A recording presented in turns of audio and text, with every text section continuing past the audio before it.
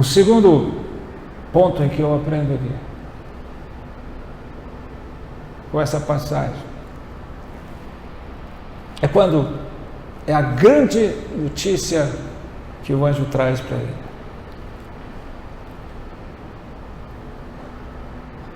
Em ti haverá prazer e alegria, e muitos se regozijarão com o seu nascimento, ou o nascimento do seu filho. Que grande notícia é essa? Em ti haverá prazer e alegria. E é engraçado, né? Porque aqui tem que haver um ponto de interrogação. Por que o anjo está trazendo? Porque ele não tinha filhos e vai ter um filho? Só isso?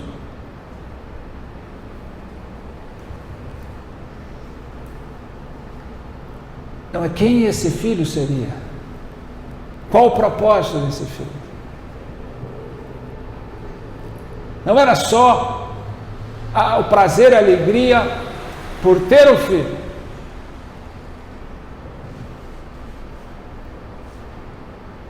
Veja que é engraçado, né? Qual a maior alegria, o maior prazer de um pai em relação a um filho? Se você for honesto consigo mesmo e ter uma percepção ampla da sociedade de modo geral, qual o maior prazer, qual a maior alegria de um pai em relação ao filho? O que ele mais deseja para o seu filho? O que infla o ego de um pai? O que traz essa alegria, essa exultação ao pai?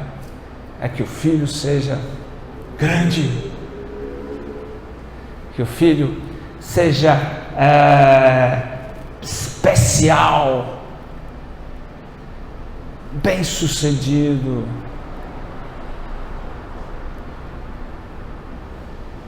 Só que grandeza, ser especial e bem-sucedido aos olhos de Deus é totalmente paradoxo, muitas vezes, ao que o mundo pensa, ao que as pessoas em geral pensam. O que é ser grande? É ocupar cargos altos, é ser aplaudido pelos homens, é ser exaltado pela humanidade, é ser idolatrado, é ser reconhecido. E aí você põe, olha lá o meu filho, né? Homenagem, está com fulano. Que alegria que é para o pai quando o filho recebe a homenagem dos homens, o aplauso dos homens. É essa a grandeza diante dos homens. Não, olha aqui que o anjo diz para ele: pois ele será grande diante do Senhor.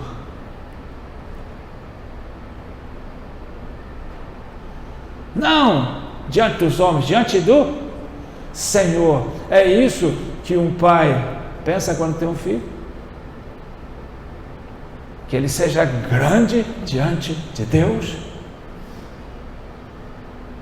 Ou no fundo ele gosta de saber que o filho é grande diante dos homens? Quantos pais você conhece que se orgulham, discutem e olham para os outros assim com desdém, com certa soberba, porque o filho dele alcançou cargos maiores, é mais aplaudido, exaltado dos homens, está numa condição melhor, elogiado. E quantos se enchem de prazer quando o filho dele, mesmo não sendo aplaudido pelos homens, é grande diante de Deus.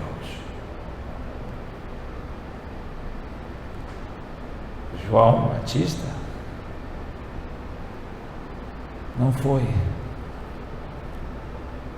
grande diante dos homens, foi grande diante de Deus. Viveu paradoxalmente a tudo que é grandeza humana, mas manteve-se grande diante do Senhor, a ponto de mesmo morrer com a sua cabeça cortada e servida numa bandeja. Jesus disse: nenhum homem nascido de mulher foi maior do que João Batista.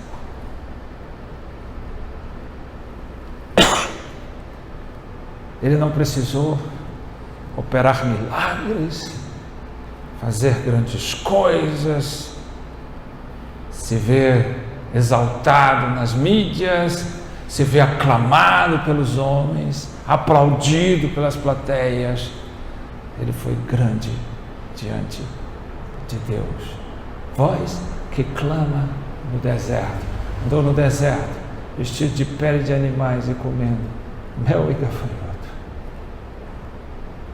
Essa era a dieta dele.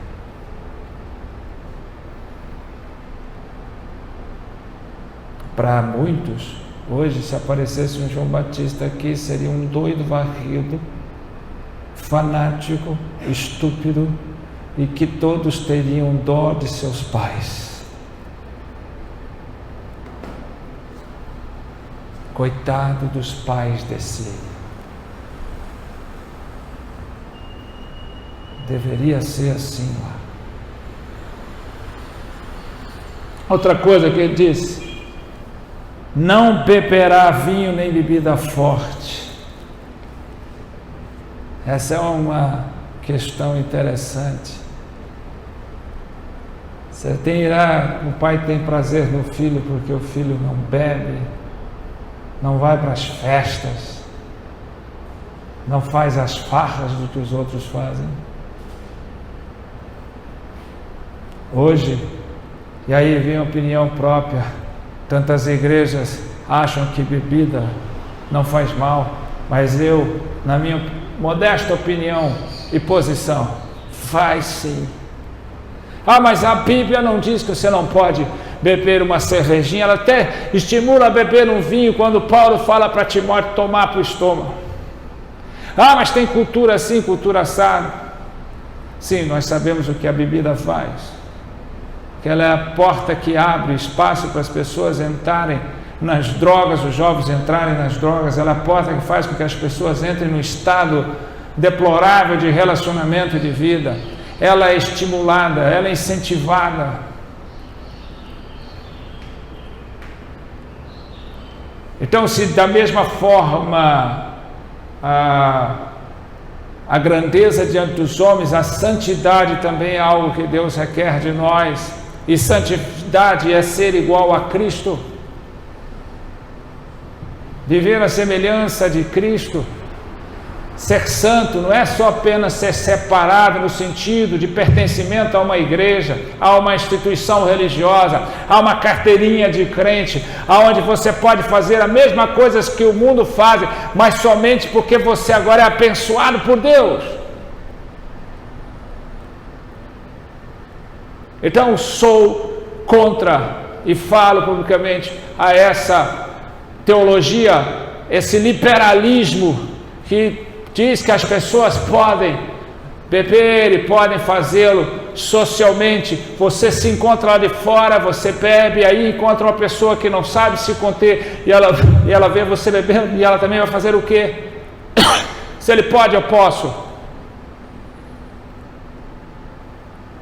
Então aqui está bem escrito: nem bebida forte, nem vinho ele bebeu.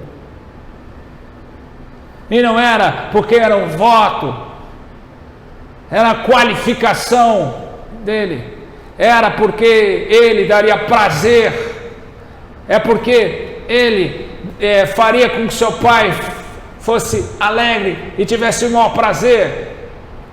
Quantos pais crentes estimulam os filhos a beberem? Quantas casas crentes nos finais de semana se enchem de cerveja e bebida alcoólica? e ainda oram antes de comer, talvez com um copo de cerveja na mão. Eu estou sendo retrógrado. Eu estou sendo fanático. Eu estou sendo rígido. Eu estou sendo isso ou aquilo. Não importa. Não importa o que pensem. Importa o que eu digo da palavra. Importa o que a palavra de Deus diz. Não ache justificativa débil para os seus erros. Porque se eu não quero que meu filho se torne um alcoólatra, se eu não quero que meu filho vá lá e entre num carro alcoolizado e mate alguém, então que eu dê o exemplo.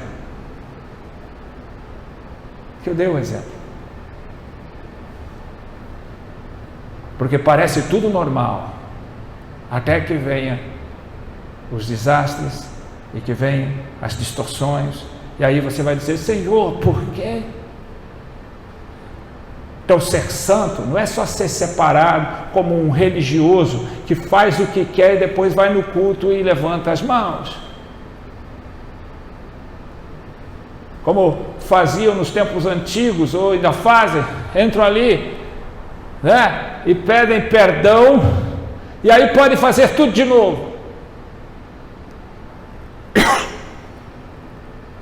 Não, ser santo é ser especialmente diferente. Você quer um filho especial, que ele seja santo, especialmente diferente. É algo totalmente diferente. É a diferença de um copo comum para um copo de cristal. Isso é diferente. Bebe num copo comum, legal, por mais enfeitado que ele seja. Mas quando chega e te serve num copo de cristal, Deus tem até cuidado de pegar, porque eu tenho medo até de deixar cair. É outro patamar. É outra coisa. Nós não precisamos ser apenas separados do mundo. Nós precisamos ser especialmente diferentes do mundo. E para isso nós precisamos ter coragem de sermos crentes. Dizer não para os modismos, dizer não para os estímulos, dizer não para essas coisas que nos invadem. Temos que ser especialmente diferentes. Outra coisa, ele disse que ele será cheio de dinheiro, cheio de riquezas, cheio de realizações. Não, ele disse, ele será cheio do Espírito Santo. Cheio do Espírito Santo. Qual o pai que se regozija, que se alegra, que exulta por saber que o filho dele será cheio do Espírito Santo, embora possa não ter nada que o mundo possa dar?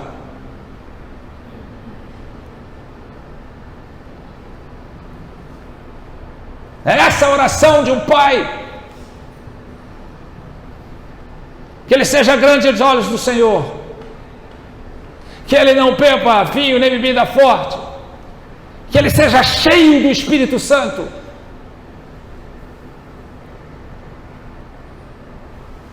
Esse é o poder que um pai deve pedir para o seu filho. Mas a maioria dos pais pedem outro tipo de poder. O poder do dinheiro. O poder da posição social. O poder da condição social e material. Meu filho é poderoso. Comprou isso, comprou aquilo, trocou aquilo, viaja para todo lugar. Meu filho é poderoso. Ele não está dizendo muitas vezes com essas palavras, mas ele está dizendo isso.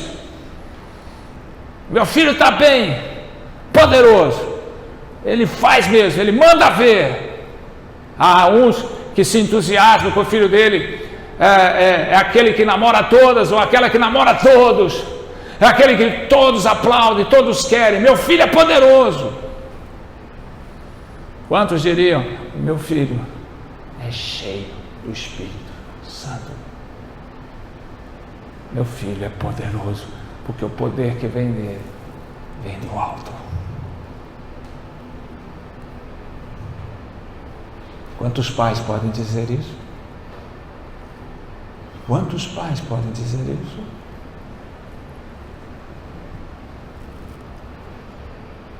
E ele ainda não termina, ele diz: ele converterá muitos ao Senhor, ele converterá o coração dos pais ao filho, ele converterá os desobedientes,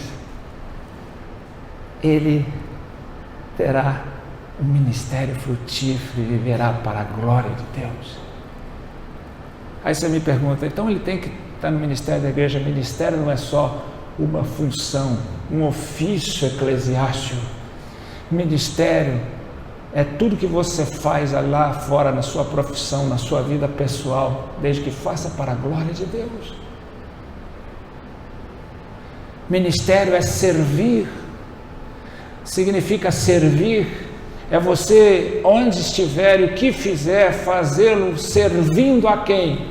A Deus, para a glória de Deus. Eu vou ser um advogado para a glória de Deus, eu vou ser um médico para a glória de Deus, eu vou ser um comerciante para a glória de Deus, eu vou ser um empresário para a glória de Deus, eu vou ser um funcionário para a glória de Deus, eu vou ser um político para a glória de Deus, eu vou ser quem quer que seja, para a glória de Deus. Eu não sirvo, eu sirvo em primeiro lugar ao meu Deus. E quando um homem se propõe a isso, há frutos, e é pelos frutos que nós somos conhecidos, frutos de conversão. Você imagina o seu filho ser um homem que pela sua vida, pelo seu testemunho, pelo seu conhecimento, pela sua prática, converterá muitos ao Senhor.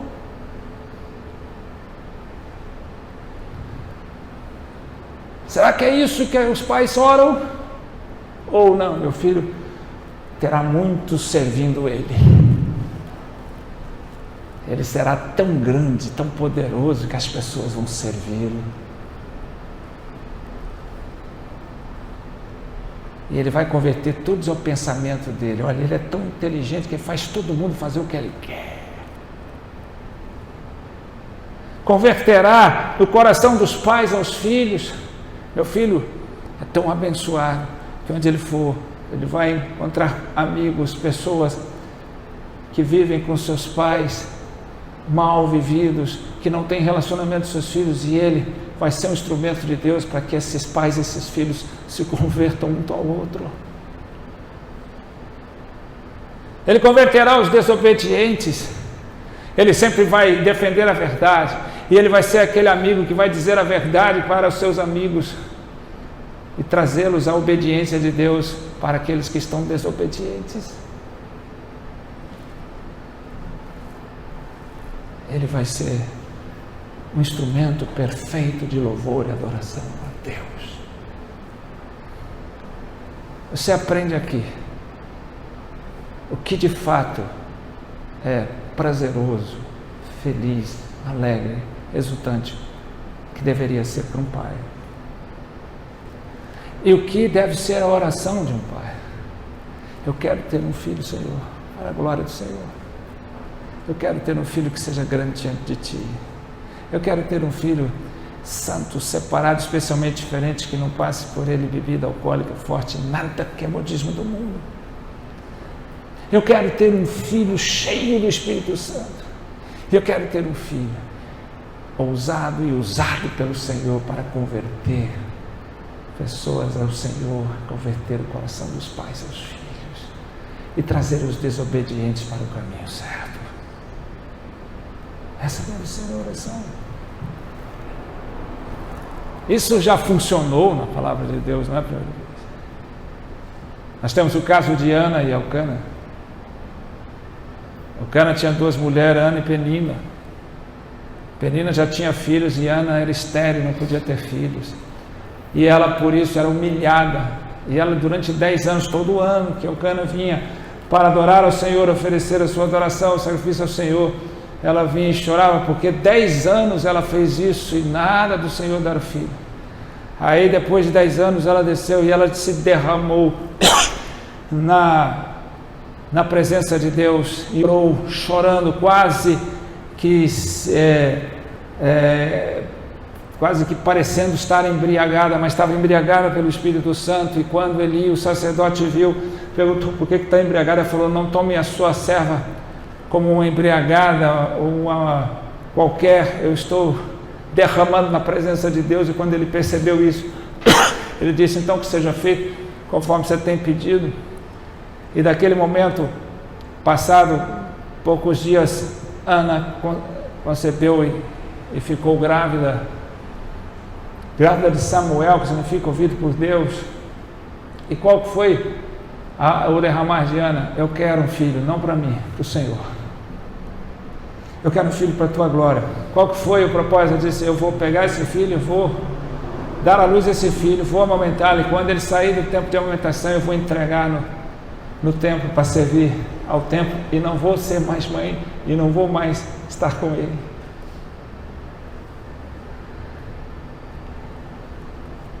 E Deus cumpriu. Sim, ela cumpriu o seu voto. Quando ela desmamou Samuel, ela foi e entregou ele para ser criado no templo, longe dela, longe dos carinhos. Ela poderia: demorei tanto, o meu filho está aqui, deixa eu ficar com ele, eu sei que eu falei isso. Não, ela queria um filho para a glória de Deus, ela fez. E por cumprir, Deus depois deu mais 5 filhos para ela, e a Bíblia não diz o nome de nenhum deles. Por quê? Porque nenhum deles foram grandes diante de Deus, ou foram proeminentes, mas Samuel foi um homem grande diante de Deus. Você oraria para ter um filho, ou até um neto, que fosse grande diante do Senhor, que fosse especialmente diferente, que fosse cheio do Espírito Santo, que tivesse um ministério frutífero, ainda que ele passasse o que esses homens passaram, ainda que você não tivesse a oportunidade de desfrutar das coisinhas dele, e que ele possa viver para a glória de Deus? É muito difícil, né? Na maioria das vezes, eu creio, e vou dizer isso ousadamente, os pais orar que ele seja do Senhor, guardado, protegido pelo Senhor, que sejam homens de Deus, mas que eles possam ter tudo de bom que o mundo der.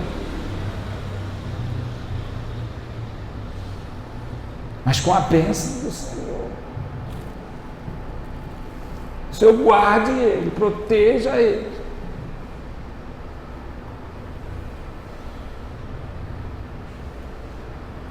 Nós não criamos filhos para nós.